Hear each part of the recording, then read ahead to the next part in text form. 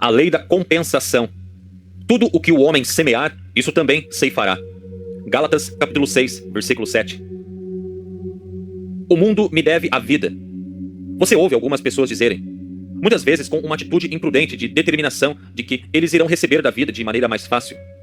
Muitas vezes, essa declaração é familiar para a maioria de nós quando a ouvimos. Eu não mereço isso, ou como a vida é injusta comigo, são expressões comuns de derrota e fracasso. Por que essa pessoa deveria ter mais do que eu? Eu sou tão bom quanto ele. Nós ouvimos essas frases corriqueiramente, de novo e de novo. Os primeiros ensinamentos religiosos eram que a justiça poderia ser esperada em outra vida. Os ricos e os poderosos, supostamente os perversos e dominadores, estavam fadados a receber sua punição no final. Enquanto os pobres infelizes, os miseráveis, deviam ser devotados à sua religião e à sua igreja. Então, eles certamente seriam recompensados na próxima vida. A promessa do céu e tudo o que reluz tem sido realizada sobre eles como uma esperança de realização futura para compensar suas deficiências neste plano de vida. Mas tal atitude nunca é aceita do ponto de vista da verdade quando você conhece a lei. Mais cedo ou mais tarde, devemos ficar cara a cara com esta lei de compensação. E, inevitavelmente, o que é nosso virá até nós. Você tem encontrado um equilíbrio para o esforço de viver? Está satisfeito com o bem que está recebendo? Está obtendo retornos justos pelos seus esforços? Você sente que o que é seu está vindo em sua direção? A maioria das pessoas está insatisfeita. Há alguns que chegam a dizer que a vida não vale a pena ser vivida. A grande maioria declara que a injustiça é desordenada no mundo e mais especialmente em nossas próprias vidas. Que a infelicidade, a doença e a pobreza existem através de nossa vida. No estudo das leis da verdade, aprendemos a aplicá-las para que elas dissolvam todos os nossos pensamentos e condições adversas. Os erros de um menino de escola não vêm através da sábia operação da lei. Eles vêm com erro de cálculo. Esses erros continuarão enquanto ele continuar usando a lei sem correção. Esses erros continuarão até que ele mude sua maneira de usar a lei. Ele não pode mudar a lei para se adequar a seus erros, mas deve mudar seu uso da lei para sua correta aplicação. As leis da vida são tão bem-sucedidas quanto as leis da ciência. O suprimento e a possibilidade são sempre iguais e imediatos. Mas é nosso problema mudar o uso ou a aplicação da lei para criar condições melhores do que as que tivemos. O propósito dessa lição é mostrar a você que você pode usar a lei para se levantar do lugar onde você está para o lugar onde você pertence legitimamente. Seu lugar certo é onde você pode desfrutar de sucesso e abundância. Isso é natural, como a lei pretendia. Seu fracasso em perceber essas coisas é um erro de cálculo. A lei não precisa mudar. Sucesso ou prosperidade não precisam ser feitos. Sempre foram e serão. Mas você, por sua vez, deve mudar. Então seus assuntos seguirão a mudança. Onde você muda? Bem, a sede de todo movimento, o controlador de toda atividade é o seu pensamento. A chave para cada homem é o seu pensamento, disse Emerson. Por que os prisioneiros se esforçam para obter as chaves do carcereiro? Para que eles possam ganhar sua liberdade exterior, porque não há outra saída. Você também não pode se libertar de seus laços, exceto com o uso da chave. Através do uso correto de seu pensamento, a chave para uma vida bem-sucedida é o ajuste correto de seus pensamentos. Se seus pensamentos são construtivos e adequados, você não pode permanecer preso.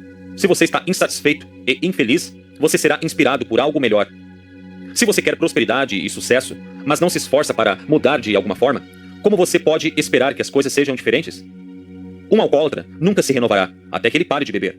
Se algum hábito o possui ou o obceca, você não é o dono da sua vida até decidir mudar o hábito. Se você foi trazido ao mundo em meio à falta e limitação, você nunca poderá viver em prosperidade, até que você mude suas ideias sobre isso. Há muitas, mas muitas pessoas que vivem e morrem e nunca sabem nada diferente do que lhes foi transmitido. Depois de mudar sua visão, você mudará as condições. Somente quando deixamos de reconhecer uma condição, então deixaremos de atraí-la. A única maneira de deixarmos de reconhecer as coisas é mudar nossa opinião sobre elas. Você já visitou várias casas e achou todas diferentes em algum aspecto? Elas eram limpas, arrumadas, iluminadas, ordeiras, brilhantes, alegres, ou elas eram sombrias, desordenadas, empoeiradas, escuras e pouco convidativas. A casa é um reflexo da mente dominante. Sua aparência fala a mente do guardião. Se você está trabalhando para o sucesso, olhe para a casa. Se a ordem é a primeira lei, ela também deve ser sua primeira aplicação. Não, a falta de dinheiro não é desculpa para um lar desordenado. Ele pode ser limpo e arrumado, mesmo se você estiver usando caixas de armazenamento para móveis.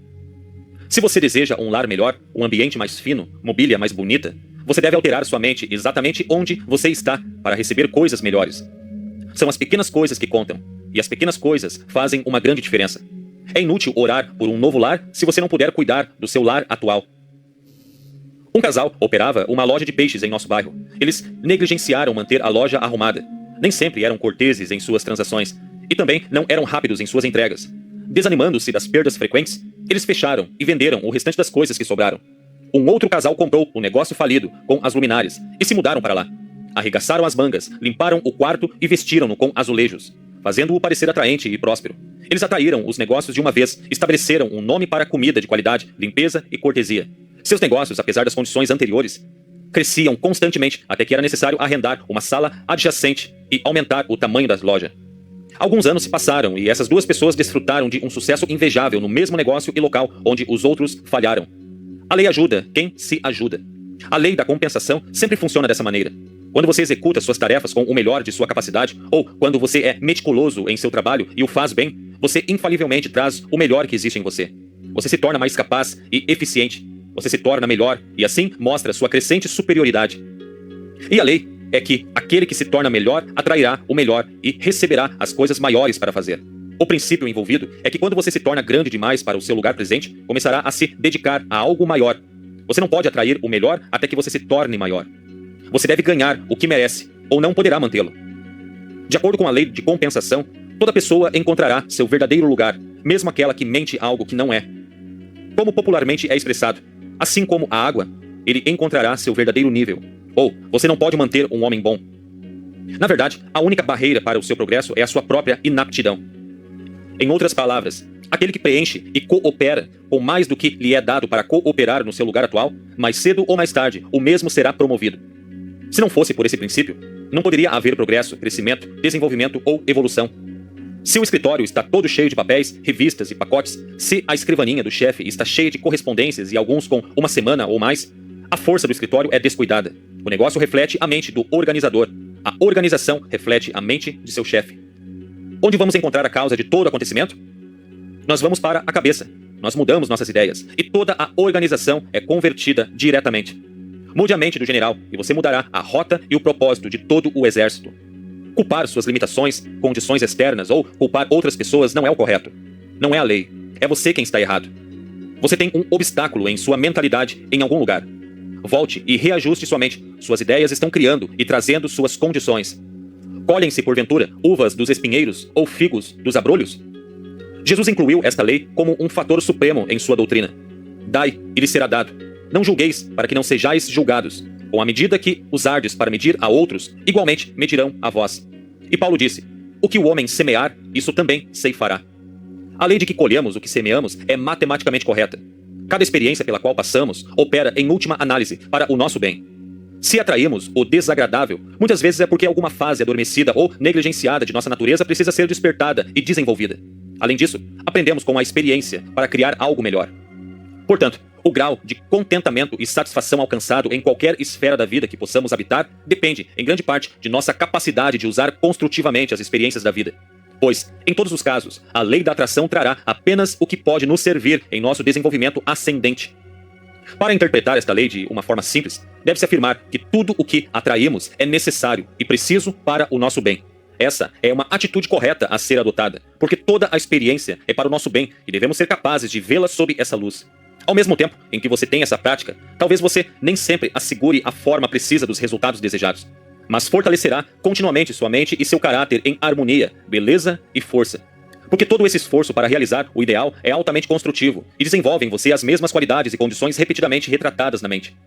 Pensamento claro, forte e positivo ao longo das linhas ideais é um maravilhoso preventivo dos estados mentais mórbidos e do pensamento negativo, o que leva a ações mal orientadas e condições de fraqueza, infortúnio, discórdia e problemas. Ao tentar constantemente encontrar e lidar com seu lado melhor e usar o bem que pode conter para promover melhorias, você está dando toda a atenção para o ideal e cooperando com o propósito fundamental da lei.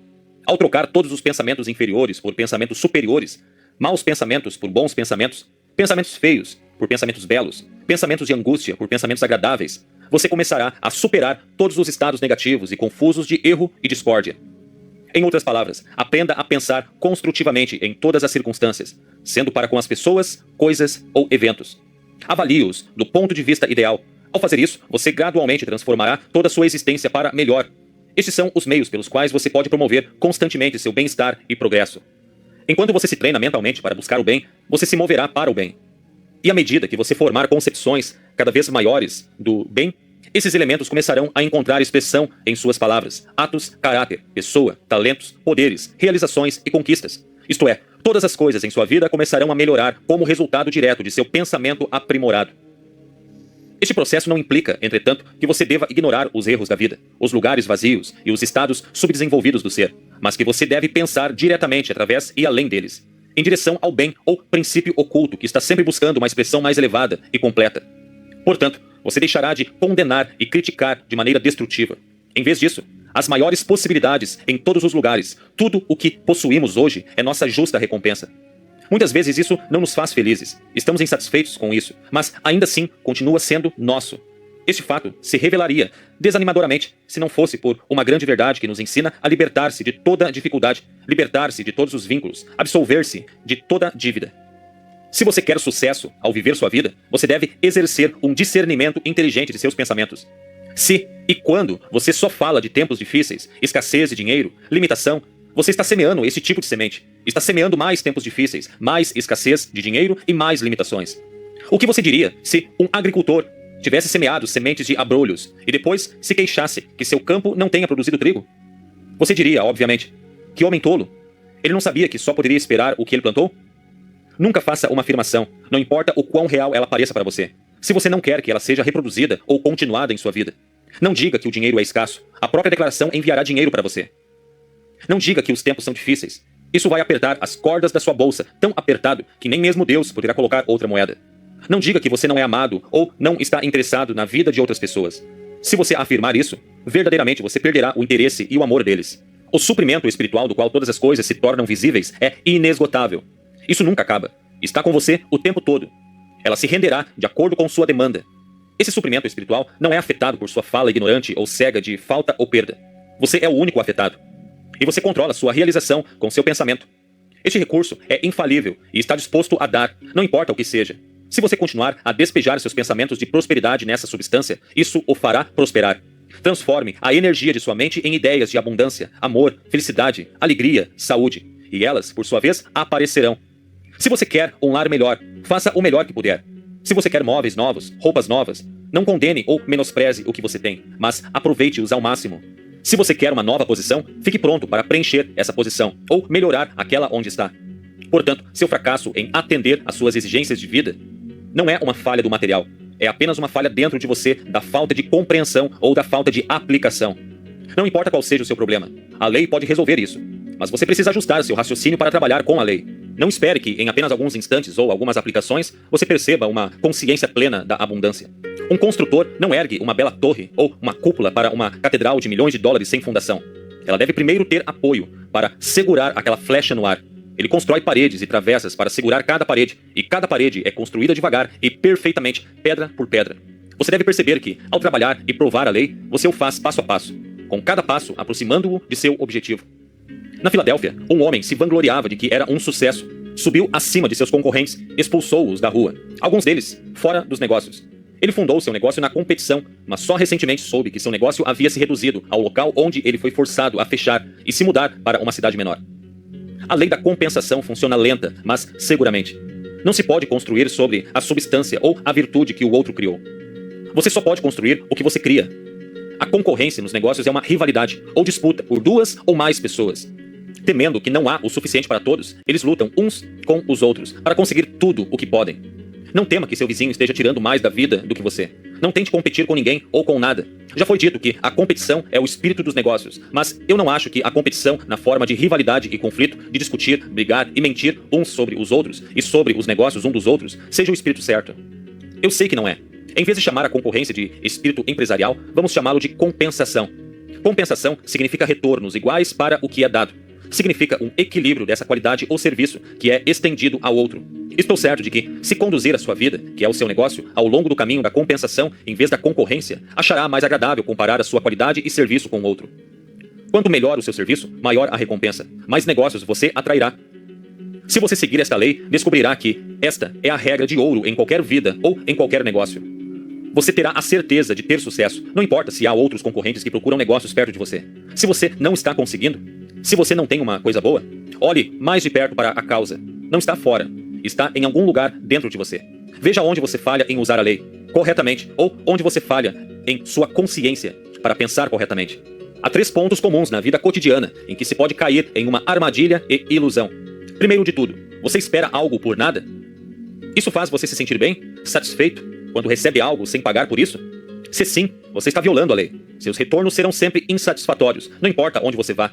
Esteja disposto a pagar o seu caminho. Você conhece alguém que não gosta de bancar dinheiro quando vai junto com você para algum entretenimento noturno? Eles se escondem e deixam o outro sujeito pagar pelo show. Pessoas assim perdem centenas de dólares quando tentam poupar uns 50 centavos. A qualidade de pensamento que eles alimentam repele muitos dólares que eles poderiam atrair. Se você conscientemente enganar outro por $1, isso poderá lhe custar muitos dólares pelo mesmo erro. Segundo ponto, você procura por coisas que são chamadas baratas? Você é um caçador de barganha? Pensamentos baratos só podem trazer retornos baratos. Você que espera por dias de barganha sempre terá que aceitar barganhas. Mas lembre-se, não há barganhas na vida. Se você ganhou algo de forma monetária, pode ter perdido de outras formas. Você se coloca em uma vibração que abaixa seu estado atual. Isso força você abaixo do seu nível adequado, limita o seu pensamento a um estado em que você apoia a subcotação, corte, falência e desonestidade por parte do vendedor. Ele deve mentir, enganar ou ser injusto de alguma forma sobre o preço da barganha ou algum outro artigo, porque ele está no negócio para fazer um lucro justo. Assim, você se torna uma parte da violação e fica sob sua pena. Terceiro ponto, você inveja o dinheiro gasto? Você odeia pagar suas contas? Libere seu dinheiro alegremente, mesmo que seja o último dólar que você tem. Decida qual é a sua necessidade. Se for mais valioso do que o dólar em sua bolsa, passe o dólar alegremente. Desta forma, você cumprirá a lei. Muitas vezes, quando chegamos a um nível baixo, começamos a apertar as cordas na bolsa. Nós começamos a nos segurar. Isto é como fechar a torneira, limitando a oferta de entrar em você. Lembro-me de um homem falando de uma época em que ele precisava urgentemente de $1.000. Ele tinha apenas uma nota de $10 em seu bolso e estava se afogando no pensamento de que não podia pagar a conta. Durante 10 dias, ele carregou aqueles $10 com medo de gastá-lo e ficar quebrado. De repente, lhe veio à mente que ele estava depositando sua fé mais nos $10 do que na verdadeira fonte de suprimento. Ele estava fechando a torneira com uma nota de $10, e aquele pensamento cresceu tanto que se tornou uma obstrução terrível. Quando ele percebeu a verdade, sentou-se imediatamente e decidiu mandar o dinheiro para uma igreja próxima, e após o lançamento do projeto, o fornecimento começou a fluir para ele. Antes de a semana acabar, ele recebeu seus $1.000, o suficiente para pagar as obrigações do mês. Ele acrescentou: desde que a oferta falhou em fluir para mim, aprendi minha lição. A lei inevitavelmente produz sua própria exatidão como regra de ação. É uma lei divina e não tolera violação.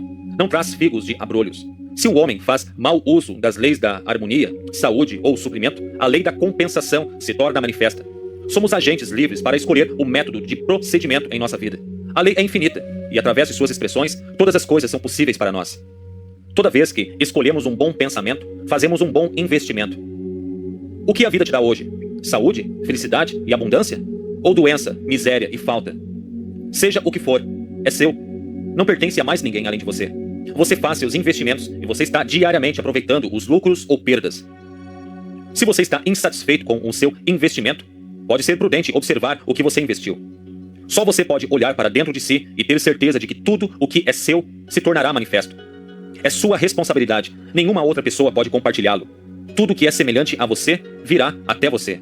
Não me enfureço mais contra o tempo ou o destino, pois veja, o que é meu, a mim virá. John Burroughs.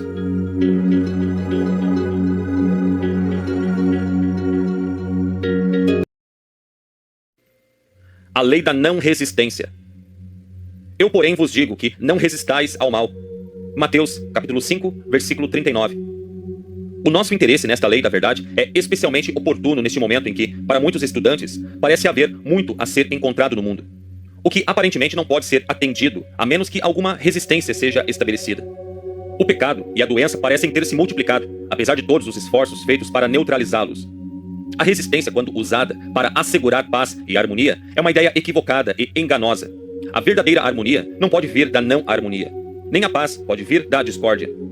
A resistência falha porque não está de acordo com a harmonia e a ordem, que é a lei. A doutrina do mestre, de que você não deve resistir ao mal, parece um paradoxo para alguns de nós. Parece contrário às reações naturais de um corpo, pois quando nos deparamos com a oposição, parece natural acionar nossas energias, coletar nosso juízo e usar qualquer meio que tenhamos para enganar e derrubar a oposição. No entanto, por mais contrária que possa parecer em um sentido, Quando se trata das coisas mais sérias da vida, estamos inconscientemente usando a lei nas coisas triviais e materiais. Há tantos outros nomes dados a esta lei que podemos não reconhecê-la sempre como a lei primária da não resistência. Por exemplo, no mundo dos negócios, ouvimos sobre a psicologia do vendedor, serviço, crédito, entregas gratuitas, consultores especializados e qualquer outra ajuda concebível que nos ajude a encontrar as panelas e frigideiras certas para a cozinha, o estilo e a cor apropriadas de um produto, o berço para o berçário, a cadeira para a lareira e os acessórios que são tão necessários para mostrar a sala de estar de forma eficaz. Na verdade, existe uma casa de negócios que tem o seguinte anúncio: temos tudo debaixo do sol. Então não importa o que você precise, você pode encontrá-lo lá. Isso é um bom negócio, você diz. E os chefes de departamento sabem que os negócios são bons desde que eles usem essa lei. Por que você acha que eles mantêm as portas abertas nas lojas onde você faz compras? Certamente não é para deixar entrar ar fresco. É para deixar que a prosperidade chegue até eles, sem ter que abrir as portas. Você já notou o número de pessoas que atravessam a porta aberta em comparação com o número de pessoas que precisa abrir uma porta para entrar? Você notará que essa psicologia é usada livremente em qualquer grande negócio. Eles costumam empregar homens e mulheres para estudar maneiras e meios de interessar e atrair clientes. Eles estudam a lei da não resistência e as maneiras simples que podem ser usadas para o público. Um vendedor estudará as formas e meios de vender um artigo. Ele abordará um cliente e apresentará seu produto de maneira cuidadosa. Ele fará comparações com outros produtos similares, elogiará seu produto e mostrará todos os seus pontos positivos, tentando o tempo todo evitar qualquer objeção ou argumento na mente do cliente. Dessa maneira, ele constrói uma conversa de vendas positiva e leva seu cliente a uma aceitação positiva. Ele fará com que o cliente diga sim a tantas coisas que antes que o cliente tome conhecimento de sua ação, esteja assinando um cheque ou um contrato. Toda a habilidade de vendas é construída sobre a lei da não resistência. Casas de negócios bem-sucedidos em todos os lugares estão usando. As lojas de departamentos são o resultado de seu uso. Quando os nossos avós faziam suas compras com suas cestas, haviam muitas lojas que eles visitavam antes de terminarem. Hoje, podemos usar o telefone e pedir a nossa lista de suprimentos, muito provavelmente de apenas uma loja. Casas de pedidos pelo correio dependem deste método. É desta maneira que eles facilitaram a prosperidade para chegar até eles. Casas comerciais não empregam somente vendedores, pois todo mundo é vendedor, de algum modo. Quer percebamos ou não, estamos sempre nos vendendo aos nossos amigos e conhecidos para aprovação ou desaprovação. Estamos sempre nos esforçando para apresentar nosso melhor eu e, interiormente, queremos que nossos amigos nos vejam sob essa luz. Um jovem que deseja conhecer uma determinada moça tentará todos os meios para obter uma boa primeira impressão.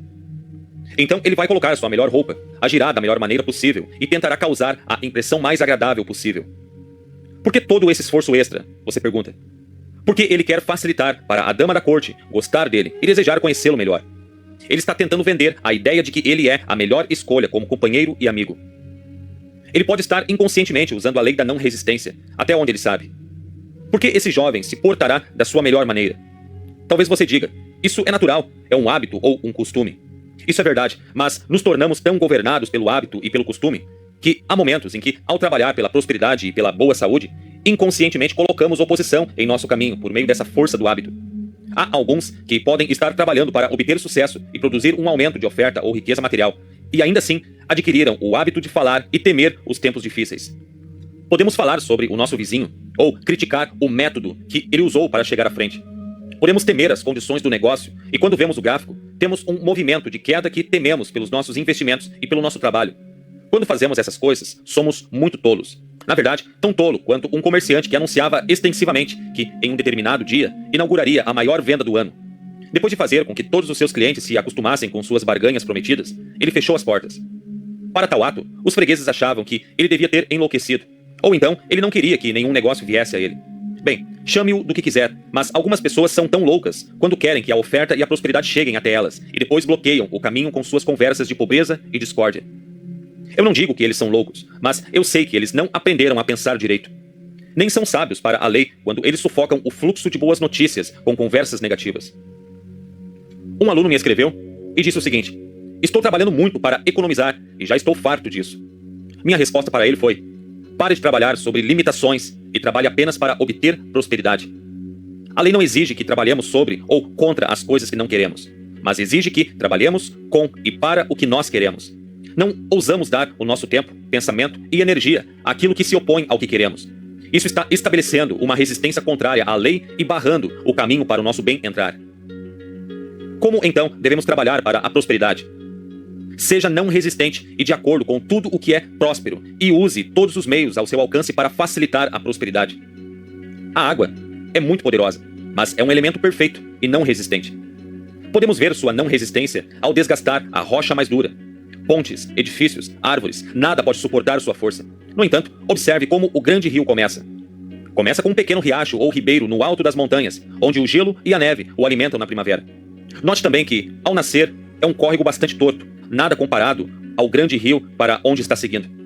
Você vê o pequeno riacho de água correndo para um enorme pedregulho, uma árvore caída ou detritos feitos de arbustos, folhas decompostas e coisas do tipo. O pequeno riacho para com o obstáculo e espera que sua força se eleve de modo a empurrar a oposição de seu caminho? Não, o riacho não está tão interessado na pedra ou na árvore, quanto em avançar e alcançar um riacho maior, um rio e depois o imenso oceano. Não desperdiça tempo com o obstáculo, mas caminha silenciosamente em torno da interferência e se apressa a continuar seu trajeto. Encontre um rio e flua nele, com o objetivo focado em fazer parte do poderoso oceano. Assim, vemos que o pequeno riacho dá voltas e voltas em muitos obstáculos e reveses, mas cada curva o aproxima de seu objetivo. Algumas pessoas, insensatas a um método da natureza, tentam criar um diferente. Quando eles encontram um obstáculo, eles param o progresso para coletar suas forças e lutam para removê-lo. Essa resistência que eles criam causa atrito. A fricção causa uma irritação e uma inflamação. Por essa razão, a vida de muitas pessoas é difícil e complicadamente exigente. O desperdício de energia humana é terrível. Pessoas em todos os setores da vida estão se desintegrando e se desgastando como máquinas obsoletas. Lembre-se, não é o movimento de uma máquina que a desgasta, além do uso e serviço. É a fricção. Fricção, conhecido como atrito, é oposição e resistência.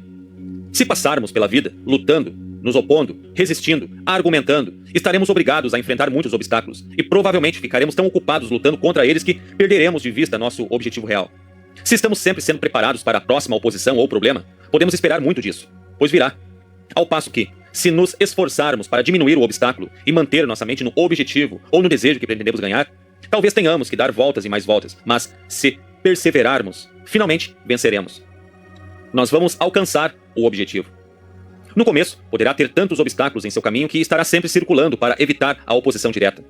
Silenciosamente, como o fluxo do riacho, você usa a lei para não ser resistente e se fortalece em força e volume.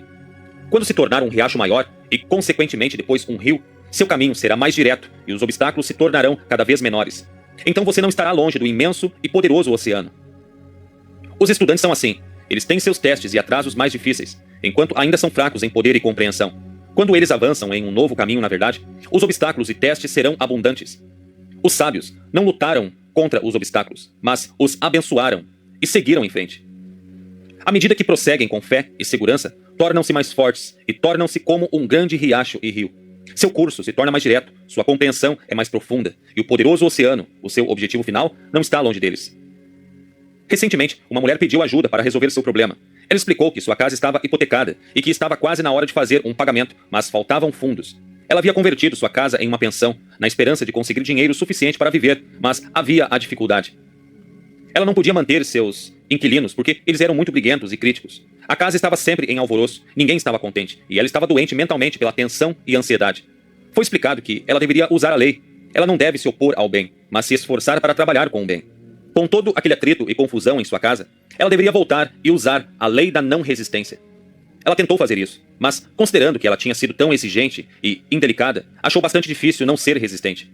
Naquela noite, quando ela entrou na sala de jantar, ela cumprimentou seu povo com um sorriso. As pessoas ficaram tão surpresas com a mudança repentina que dificilmente poderiam comer por ficarem inquietos mentalmente sobre a reação dela. Aquele sorriso foi o primeiro sorriso que alguns já tinham visto dela, e outros declararam que era a primeira vez em meses que eles a haviam visto sorrir. Ouviu-se um homem dizer, quando ela foi à cozinha preparar a sobremesa: "A velha senhora está ficando macia." Mais tarde, naquela noite, quando a ouviram cumprimentar um rapaz que estava tentando ir para o seu quarto sem ser visto, pois estava com seu aluguel atrasado, ela o cumprimentou agradavelmente e disse que lamentava por ele ter perdido o jantar. Depois de algumas semanas desse novo plano, a mulher começou a gostar disso. Ela havia se transformado dentro de si mesma. Ela viu seus pais em uma luz diferente. Em vez de pensar que eles eram trapaceiros, mentirosos e briguentos, ela passou a ver o bem neles e a gostar mais deles, como uma grande família. Eles também se tornaram diferentes. A reunião de família na mesa foi vista como um momento feliz e cresceu até atingir sua capacidade. Outros pediram para ter um quarto, se e quando uma vaga ocorresse. Até mesmo o jovem que tentara evitá-la por causa de seu atraso do aluguel havia entrado no espírito da nova casa e conseguido um emprego e pago integralmente. Com isso tudo acontecendo, os pagamentos da hipoteca foram cumpridos e a casa foi salva para a viúva. Ela fez o que foi instruída. Ela tornou-se não resistente ao bem. Ela fez pouco dos muitos obstáculos e confusão que apareceram. E lentamente trabalhou ao redor deles.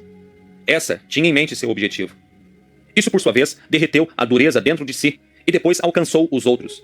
Embora ela parecesse ser suave para alguns, ao fazê-lo, ela alcançou seu objetivo e foi vitoriosa. Em outro verso, Jesus expressou a lei de maneira mais simples. Ele disse: Eu digo a você, ame seus inimigos, abençoe aqueles que te amaldiçoam, faça o bem aos que te odeiam, rogai por aqueles que maltratam você. Ao estudar sua afirmação, pode-se pensar inicialmente que o mestre estava favorecendo os inimigos, os oponentes. De modo nenhum, Jesus falava a todos os que desejam usar a lei. Para estender um pensamento amoroso para qualquer pessoa ou qualquer coisa, é preciso remover a oposição e a inimizade que uma vez pareciam estar lá. Essa remoção deve primeiro estar na consciência da pessoa. Uma vez que o pensamento de inimizade é removido de sua consciência, você não atrairá a mesma condição novamente.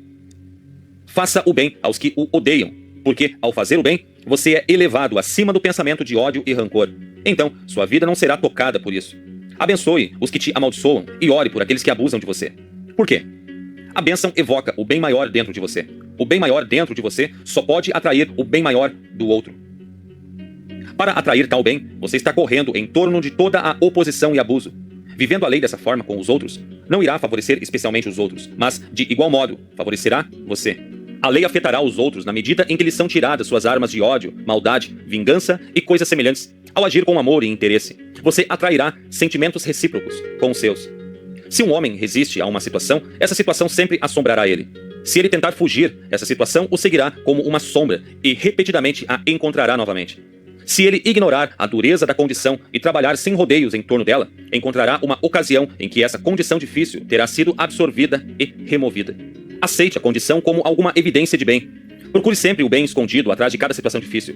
Fazendo isso, sempre encontrará mais evidências de bem. Entre em acordo com o teu adversário. É outra maneira de dizer que nada que vale a pena e seja duradouro é ganho com discussão. O desacordo só faz com que teu suposto adversário coloque sua armadura completa para reunir todas as suas forças em oposição às suas. Concordar com seu oponente o deixa indefeso e sem necessidade de seu armamento. Não oferecer resistência torna fácil para alguém ser amigável, e aquele que se considera seu inimigo achará um prazer e um privilégio ser um amigo. Bem-aventurados os mansos, porque eles herdarão a terra. Mateus capítulo 5, versículo 5. Refere-se àquele que é capaz de seguir a lei da não resistência, ao ponto de herdar a terra e todas as suas coisas. Ser manso não significa ser uma marca fácil, nem um tapete para alguém passar por cima. Eu ouvi dizer que, nesses dias, não se pode ser um verdadeiro cristão facilmente e perdoar de forma fácil. Nesses dias, é preciso estar atento para proteger os direitos de ser substituído pelos mais fortes e abusivos. Não se sabe o que é totalmente exigido de um verdadeiro cristão se ele pensa isso. Não nos pedem para ser um mártir por nossa crença, nem é anticristão poder falar sem medo e positivamente.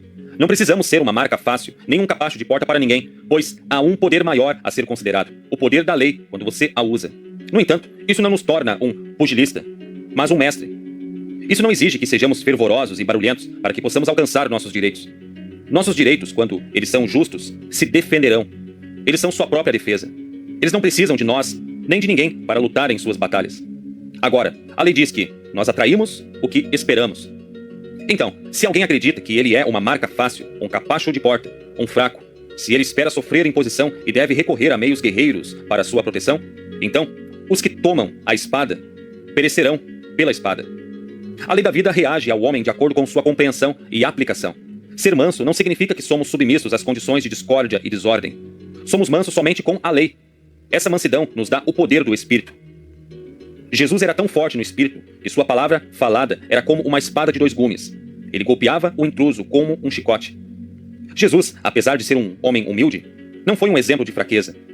Quando ele falou com autoridade para com os escribas, ou limpou o templo dos cambistas, ele mostrou uma força que era um prazer para os seus discípulos na medida em que imploravam a ele que fosse o seu rei. Não confunda mansidão com fraqueza. A natureza elimina a fraqueza. Fraqueza sempre cria mais fraqueza. Isso traz deterioração e, finalmente, morte e decadência. Para viver com sabedoria, é preciso ser forte e positivo, embora justamente manso. Tal força não é medida com força física ou músculos, mas em mente e espírito. Ninguém pode ser verdadeiramente manso se não for forte espiritualmente. A mansidão, então, é aquela força apropriada quando você não discute, quando você não fica zangado ou arrogante e orgulhoso, quando você não insiste em ter razão de uma maneira briguenta. A mansidão é o aço da sua natureza. É duradouro. A mansidão é a força pela qual você ganha um argumento recusando-se a discutir. Quando diferenças de opinião surgem e sua opinião está certa, a verdadeira vitória está no fato de que o certo é certo, independentemente do que os outros possam dizer sobre isso. Na ciência, reconhecemos o espírito de mansidão como cooperativismo, aplicação persistente, computação precisa, harmonia perfeita, simetria de design e cor, e assim por diante. Possivelmente, a ilustração mais simples pode ser vista em nossa aplicação da lei na natureza. Exercemos o espírito de mansidão ao aceitar os termos da natureza, e quanto mais plenamente cooperamos ou nos submetemos a ela, mais abundantemente somos abençoados. Selecionamos cuidadosamente a melhor semente e plantamos no lugar certo, no tempo certo e no solo mais fértil. De forma cuidadosa, devemos regar e cultivar a planta em crescimento para garantir um rendimento abundante. Só quem não cumpre a lei com a não resistência é insensato. Seja qual for o grau, o sábio encontra a lei da não resistência com mansidão e assim será beneficiado. Assim, como o homem aplica o espírito de mansidão aos princípios de sua vida diária, não às condições, ele será proporcionalmente abençoado. Quando perplexo, lembre-se do pequeno riacho de água e da determinação de alcançar o poderoso oceano. Seja determinado a alcançar e realizar todo o bem que está esperando por você. Por que atrasar seus benefícios colocando obstáculos em seu fluxo de prosperidade? Vamos percorrer o caminho da não resistência. Todo pensamento preocupado, todo medo, toda dúvida, reclamação, discussão e pensamento irado são apenas tantos pedregulhos, grandes e pequenos, que você lança em sua corrente. Estes pensamentos preocupantes tendem a mudar o seu curso e prolongar o tempo para que o seu objetivo seja alcançado. Una suas forças somente para o bem, e o bem sempre estará em busca de você. Remova e dissolva todos os obstáculos, abençoando-os e desejando compreendê-los. Marque seus obstáculos não mais como uma pedra de tropeço, mas como um trampolim que elevará você ao seu bem maior.